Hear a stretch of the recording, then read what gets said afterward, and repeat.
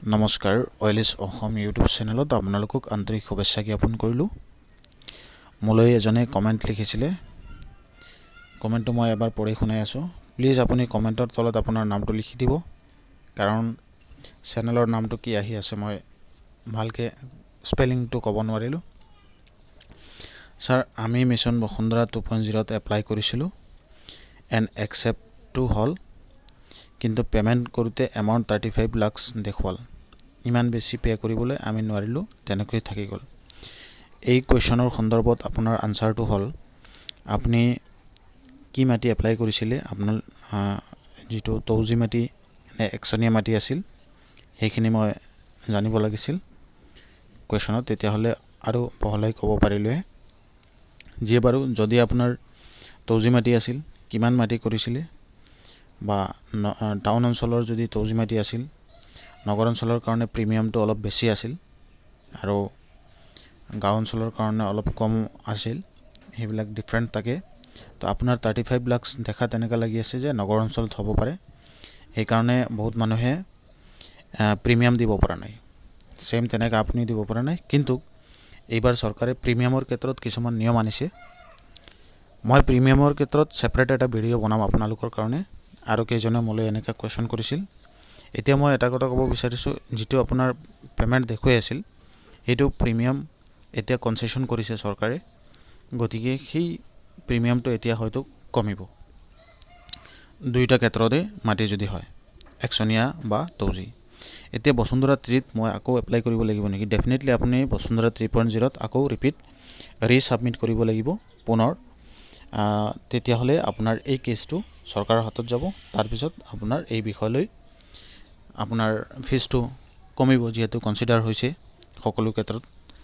গতিকে আপুনি ডেফিনেটলি কৰিব লাগিব। আৰু এটা তেওঁ লাষ্টত লিখিছে, but big fan sir, mission Basundhara 2.0ৰ পৰা চাই আছোঁ আপোনাৰ ভিডিঅ'বোৰ। Okay, thank you. আপুনি ইমান ধুনীয়াকৈ লিখাৰ কাৰণে আপোনাক ধন্যবাদ জ্ঞাপন কৰিছোঁ।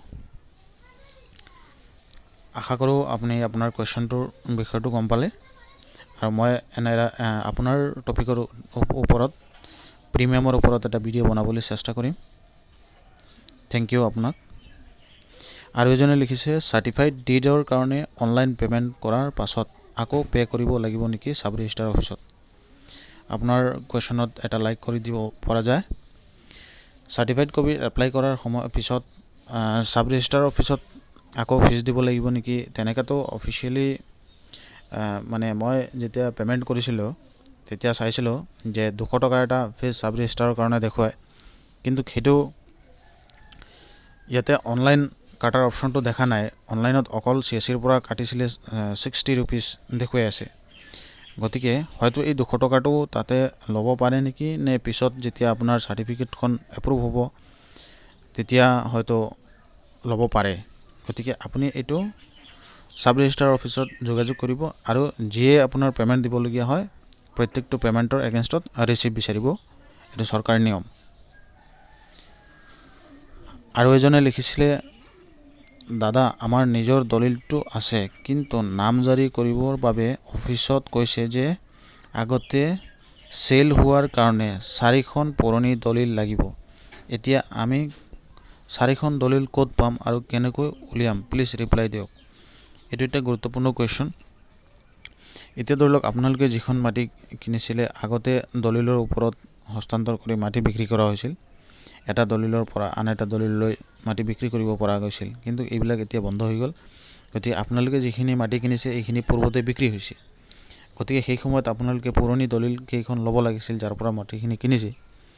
গতিকে এইখিনি আপুনি এই দাগ আৰু পট্টাত বিচাৰিবলৈ দি উলিয়াব লাগিব ডাটাখিনি, তাৰপিছত আপুনি জমা কৰিব পাৰিব।